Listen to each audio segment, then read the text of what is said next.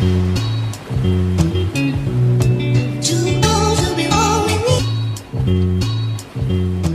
guys, welcome back to my channel. I am filming a simple intro because it is almost midnight and I realized I didn't film an intro for my new video. I am doing an IKEA hacks video today, and the IKEA hacks in this video are super amazing. Like, they are kind of random when you put them together. Like, they kind of are for different areas in your home. Like, one could be for the living room, one could be for the bedroom, but at the same time, I think that you can definitely like universally use these around your home, and I think you guys are going to love these. So if you are not already, make sure to subscribe to my channel, click that red subscribe button below, and make sure to click the bell right next to it. I post brand new home decor and DIY content every single week, but let's just jump into today's IKEA hacks.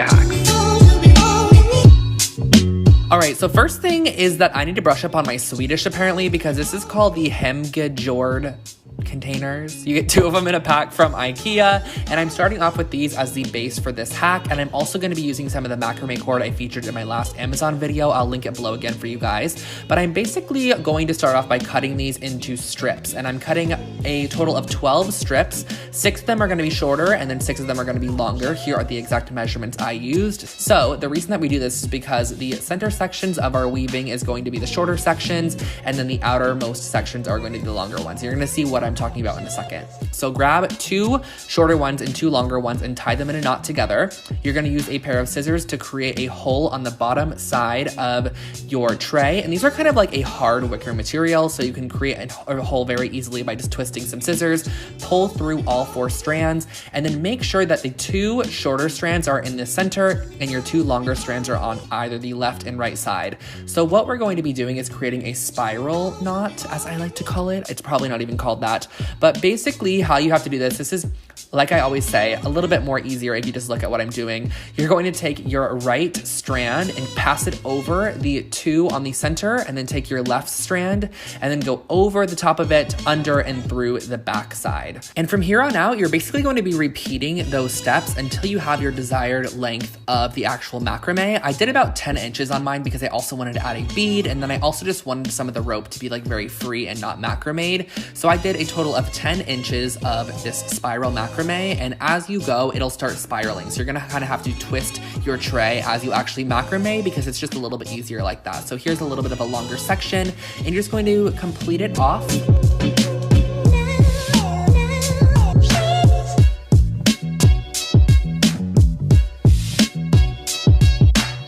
Once you're all done with that, I took one of these Amazon wood beads. These are wide-holed wood beads. That was such a hard set of words to say. And I'm gonna put all 4 strands through it, and as you can see, it fits perfectly on top. I just like the way that this looked. I thought I added a really nice little handmade touch to this, and you're going to be repeating this process on 3 sides. As you can see here, I did 3 sides. You could do 4 if you wanted it to be a little bit more sturdy. And then what I am doing is taking the smaller tray that it comes with as well, and doing the same process of just punching through 3 holes and then stringing through the 3 sections on the back side. Make sure to tie knots at the top too, so that way that it has a little like area for the tray to rest on.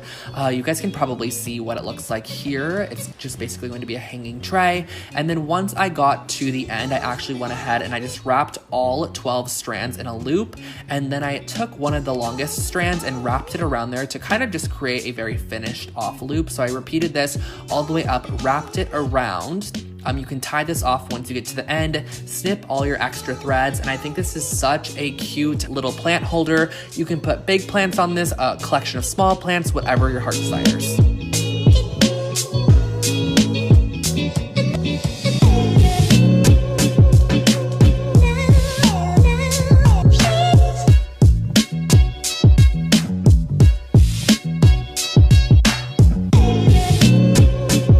Project 2, this Swedish word's not that hard. We're using the Stefan chair. I'm probably pronouncing that wrong, but it is the cheapest chair at IKEA. It is $25 and it looks like this. It is a dark espresso brown chair. And what I started off by doing was building that, or well, my friend actually built it for me because he was hanging out with me. And then I took some of the same exact macrame cord that I used in the first project. There are actually a lot of macrame cord projects in this video. And I took off a long section, and I am going to be doing this kind of like weaving type technique that I've been doing a lot on my channel lately. I swear guys, I'm going to stop it soon, but I'm just obsessed with it at the moment. And all I'm doing is going in and out, and wrapping around the entire backside of this chair. This is something that's a little bit more easier for you to see, like I always say, if you just look at what I'm doing. So I'm basically going in and out of every other bar to get this kind of rope to sit on the chair back.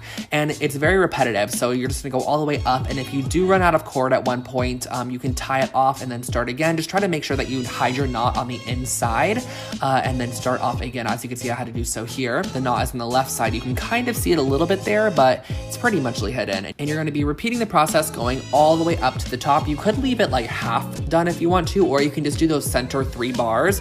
But in the end, I swear to you guys, this $25 chair looks like it could have been like a West Elm $100 or even $200 chair. I love the way that it turned out. And I think if you did this to a large table, like with a set of 8, and you really took your time, it can look so incredibly amazing. And I'm really happy with the outcome.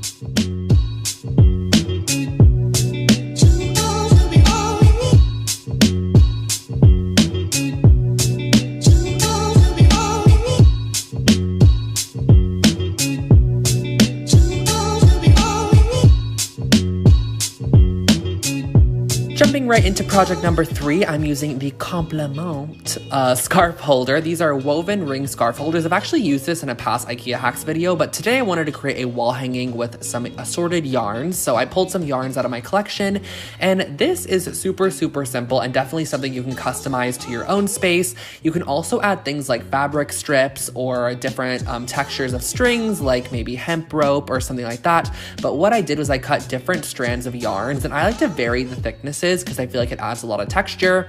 I love this green one too because it has different colors in it, and it also has different thicknesses in it. So basically what I did was I just took them, cut them into strips, and then looped them, and then pulled the ends through the loop and just looped them all across the loops. That was a lot of loops, but I think you guys can kind of tell what I'm doing. I'm looping them everywhere, just filling up the entire bottom section. I was originally going to actually fill the entire thing up, and I thought this was such a great base for a project like this, because when I was thinking to myself, like how people make these yarn hangings, I'm always like, what base did they use to create this? This is such a great base that is super, super affordable. I think this is like $5 at IKEA to create a yarn hanging like this, and you can even pull the yarns off in the future and maybe do a new color palette if you wanted to. I actually stuck to just doing the bottom section of this because I thought it looked really, really cool having some exposed rings at the top, but you can fill it in entirely if you want to do so, and that finishes off your wall hanging.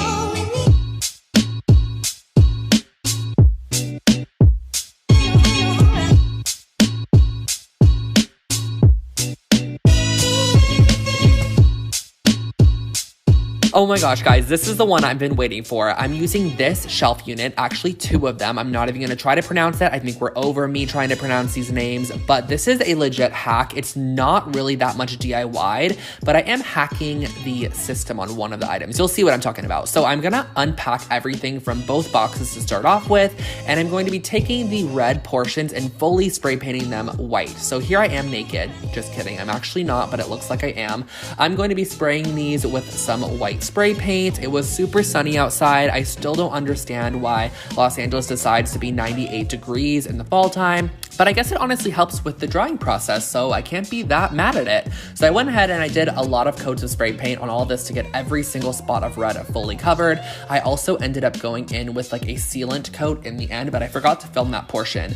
So here comes the kind of hack portion. So what you're gonna start off by doing is actually assembling one of the units exactly as shown in the instructions. So exactly how IKEA sells it, you're going to be assembling it exactly as it's shown, as I've said 9 times now. You probably understand what I'm doing. So if you purchase this, you're gonna know what to do. Just follow the instructions. And for the second one, you're going to be assembling it the same exact way, but all you have to do is actually just flip the shelves 180 degrees. So you're just going to basically flip them to where the mounting kind of holes are now going to be on the front side, because what you're gonna wanna do with this is actually be able to rotate it 180 degrees and have it be flipped, and you're gonna see exactly what I'm talking about. This just makes it so that you have the mounting holes. You could do this if you wanted to, but the thing that would happen if you were to just assemble both as the instructions would show is that you'd actually be able to see the little metal bits on the underside. So this just allows it to be very clean from all angles. You're gonna assemble that with a screwdriver. The shape we're kind of going after is this shape here. So this is what we're going to be mounting it on the wall like. Now I do want to give you guys a disclaimer. I mounted it on the wall using some string hanging over the banister, and then I attached them together with some string as well,